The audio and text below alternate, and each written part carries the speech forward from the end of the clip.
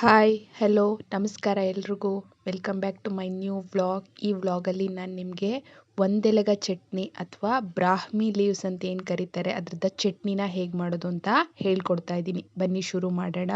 ಇಲ್ಲಿ ನೋಡ್ತಾ ಇರ್ಬೋದು, ಇದು ಬ್ರಾಹ್ಮಿ ಲೀವ್ಸ್ ಅಂತ ಅಥವಾ ಒಂದೆಲಗ ಅಂತಾರೆ ಅಥವಾ ಗದ್ದೆ ಬದುವಿನಲ್ಲಿ ಬಿಡುವಂತಹ ಸೊಪ್ಪು ಅಂತಾನೂ ಕರೀತಾರೆ. ಊರಿಗೆ ಹೋಗಿದ್ದವಾಗ ಅಲ್ಲಿಂದ ತಗೊಂಬಂದಿದ್ದಂತಹ ಫ್ರೆಶ್ ಸೊಪ್ಪಿದು. ಅದನ್ನ ಒಂದ್ಸಲ ನೀಟಾಗಿ ತೊಳ್ಕೊತಾ ಇದ್ದೀನಿ. ಆಲ್ರೆಡಿ ಅಮ್ಮ ಕ್ಲೀನ್ ಮಾಡಿಬಿಟ್ಟು ನೀಟ್ ಮಾಡಿ ಕೊಟ್ಟಿದ್ರು, ಬಟ್ ಆದ್ರೂ ಸೊಪ್ಪು ಮೇಲೆ ಮಣ್ಣು ಇರುತ್ತೆ ಅಂತಂದ್ಬಿಟ್ಟು 1-2 ಸಲ ನೀಟಾಗಿ ತೊಳೆದ್ಬಿಟ್ಟು ಅದಕ್ಕೆ ಸ್ವಲ್ಪ ಉಪ್ಪು ಹಾಕ್ಬಿಟ್ಟು ನಾನಿಲ್ಲಿ ಗ್ಯಾಸ್ ಮೇಲೆ ಬೇಯೋಕೆ ಇಡ್ತಾ ಇದ್ದೀನಿ.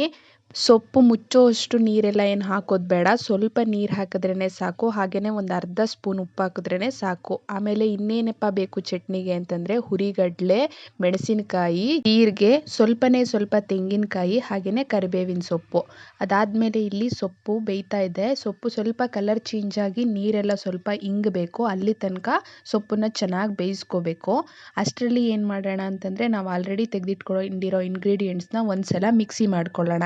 ಯಾಕಂತಂದರೆ ಸೊಪ್ಪು ಮತ್ತು ಇದನ್ನು ಒಟ್ಟಿಗೆ ಹಾಕಿ ಮಿಕ್ಸಿ ಮಾಡಿದ್ರೆ ಸೊಪ್ಪೆಲ್ಲ ಚೆನ್ನಾಗಿ ರುಬ್ಕೊಂಡ್ಬಿಡುತ್ತೆ, ಆದರೆ ತೆಂಗಿನಕಾಯಿ ಎಲ್ಲ ಸ್ವಲ್ಪ ಹಾಗೆ ಉಳ್ಕೊಂಡ್ಬಿಡುತ್ತೆ. ಹಾಗಾಗಿ ಫಸ್ಟು ನಾನು ಇದನ್ನು ರಫ್ ಆಗಿ ಒಂದ್ಸಲ ಗ್ರೈಂಡ್ ಮಾಡ್ಕೊಳ್ಳೋಣ ಅಂತಂದ್ಬಿಟ್ಟು ಇಲ್ಲಿ ಮಿಕ್ಸಿಗೆ ಹಾಕ್ಕೊಂಡಿದ್ದೀನಿ. ಮಿಕ್ಸಿಯಲ್ಲಿ ಮಿಕ್ಸಿ ಮಾಡ್ಕೊತಾ ಇದ್ದೀನಿ. ನೋಡ್ತಾ ಇರ್ಬೋದು ನೀವಿಲ್ಲಿ ತುಂಬ ನೀರು ಹಾಕಿ ಎಲ್ಲ ನೀಟಾಗಿ ಮಾಡ್ಕೊಂಡಿಲ್ಲ, ಸ್ವಲ್ಪ ತರಿಯಾಗಿ ಮಾಡ್ಕೊತಾ ಇದ್ದೀನಿ.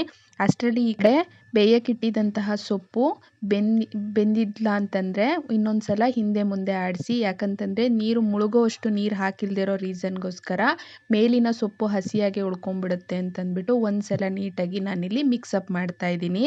ಅದಾದಮೇಲೆ ಒಗ್ಗರಣೆಗೆ ರೆಡಿ ಮಾಡ್ಕೊಳ್ಳೋಣ. ಒಗ್ಗರಣೆಗೆ ನಾನಿಲ್ಲಿ ಈರುಳ್ಳಿ, ಕರಿಬೇವಿನ ಸೊಪ್ಪು, ಸಾಸಿವೆ, ಜೀರಿಗೆ, ಸ್ವಲ್ಪ ಕಸೂರಿ ಮೇಥಿ, ಹಾಗೆಯೇ ಸ್ವಲ್ಪ ಶುಂಠಿ ಬೆಳ್ಳುಳ್ಳಿ ಪೇಸ್ಟ್ನ ಹಾಕ್ತಾ ಇದ್ದೀನಿ. ಶುಂಠಿ ಬೆಳ್ಳುಳ್ಳಿ ಪೇಸ್ಟ್ ಆಪ್ಷನಲ್ಲು, ನಿಮಗೆ ಬೇಕಾದರೆ ಹಾಕ್ಕೊಡಿ.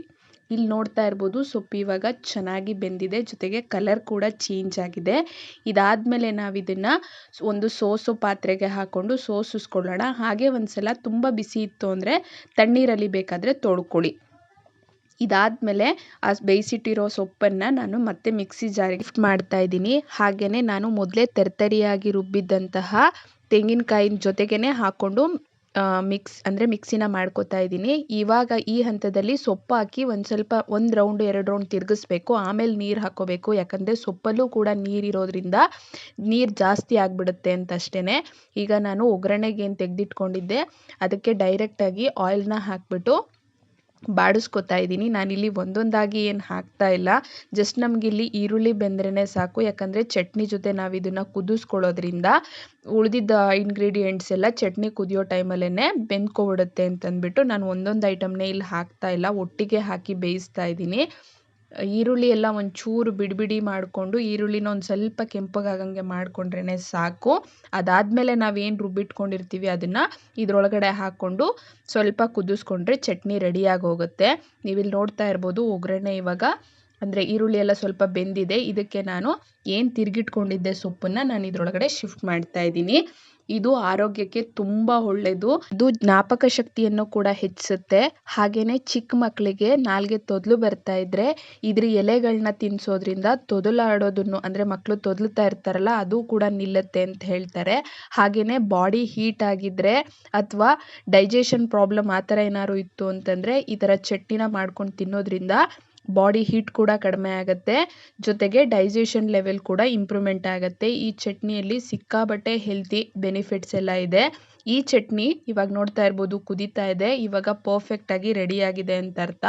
ಈ ಹಂತದಲ್ಲಿ ನೀವು ಸ್ವಲ್ಪ ನಿಂಬೆ ಹುಳಿಯನ್ನು ಹಾಕ್ಕೊಳ್ಳಿ. ಚಟ್ನಿಗೆ ನೀವು ಹುಣಸೆಹಣ್ಣು ಹಾಕೋತೀನಿ ಅಂತಂದರೆ ಅಷ್ಟೊಂದು ಟೇಸ್ಟಿಯಾಗಿ ಆಗಲ್ಲ. ಆ ರೀಸನ್ಗೋಸ್ಕರನೇ ನಾನಿಲ್ಲಿ ನಿಂಬೆ ಹುಳನ್ನ ಹಿಂಡ್ತಾ ಇದ್ದೀನಿ. ಹುಳಿ ಬೇಡ ಅಂತಂದ್ರೂ ಕೂಡ ನೀವು ಡೈರೆಕ್ಟಾಗಿ ಹಾಗೆ ಕೂಡ ತಿನ್ನಬಹುದು. ಯಾಕಂತಂದರೆ ಎಲೆನೇ ಸ್ವಲ್ಪ ಹುಳಿ ಅಂಶ ಮತ್ತು ಒಗರಿನ ಅಂಶ ಇರೋದ್ರಿಂದ ನೀವು ಮತ್ತೆ ಅಡಿಷ್ನಲ್ ಆಗಿ ಹುಳಿ ಹಾಕೋಬೇಕು ಅಂತೇನಿಲ್ಲ. ಬಟ್ ಇದು ಟೇಸ್ಟು ನಿಮಗೆ ಬಿಟ್ಟಿದ್ದು, ಅಂದರೆ ಹುಳಿ ಸ್ವಲ್ಪ ಬೇಕು ಅನ್ನಿಸ್ತು ಅಂತಂದರೆ ನಿಂಬೆ ಹಣ್ಣನ್ನು ಹಿಂಡ್ಕೋಬೋದು. ಇದನ್ನು ನಮ್ಮ ಕಡೆ ಬಿಸಿಯಾಗಿ ಅಕ್ಕಿ ರೊಟ್ಟಿ ಜೊತೆ ತಿನ್ನೋಕ್ಕೆ ಸಖತ್ ಕಾಂಬಿನೇಷನ್ ಆಗಿರುತ್ತೆ. ಇಲ್ಲಿ ನೋಡ್ತಾ ಇರ್ಬೋದು ನೀವು, ನಾನು ಅಕ್ಕಿ ರೊಟ್ಟಿ ಜೊತೆ ಕಾಂಬಿನೇಷನ್ ಮಾಡ್ಕೊಂಡು ತಿಂತಾ ಇದ್ದೀನಿ. ಸಖತ್ ಟೇಸ್ಟಿಯಾಗಿತ್ತು. ನೀವು ಕೂಡ ಟ್ರೈ ಮಾಡಿ, ಹೇಗಾಯಿತು ಅಂತ ನನಗೆ ಕಮೆಂಟ್ ಮಾಡೋದನ್ನ ಮರಿಬೇಡಿ. ಹಾಗೆಯೇ ನನ್ನ ವೀಡಿಯೋಸ್ ನಿಮ್ಗೆ ಇಷ್ಟ ಆಯಿತು ಅಂತಂದರೆ ಶೇರ್ ಮಾಡಿ, ಲೈಕ್ ಮಾಡಿ, ಹಾಗೆಯೇ ಕಮೆಂಟ್ ಮಾಡಿ. ಯಾರೆಲ್ಲ ಸಬ್ಸ್ಕ್ರೈಬ್ ಮಾಡದೆ ನನ್ನ ಚಾನೆಲ್ನ ನೋಡ್ತಾ ಇದ್ದೀರಾ ದಯವಿಟ್ಟು ಸಬ್ಸ್ಕ್ರೈಬ್ ಮಾಡಿ ನೋಡಿ. ನಿಮ್ಮ ಸಬ್ಸ್ಕ್ರಿಪ್ಷನ್ನು ಅಥವಾ ನೀವು ಸಬ್ಸ್ಕ್ರೈಬ್ ಮಾಡ್ಕೊಳ್ಳೋದ್ರಿಂದ ನಂಗೆ ಇನ್ನೂ ಹೆಚ್ಚು ವಿಡಿಯೋ ಮಾಡಬೇಕು ಅನ್ನೋ ಮೋಟಿವೇಶನ್ ಸಿಗುತ್ತೆ. See you in my next vlog. Bye.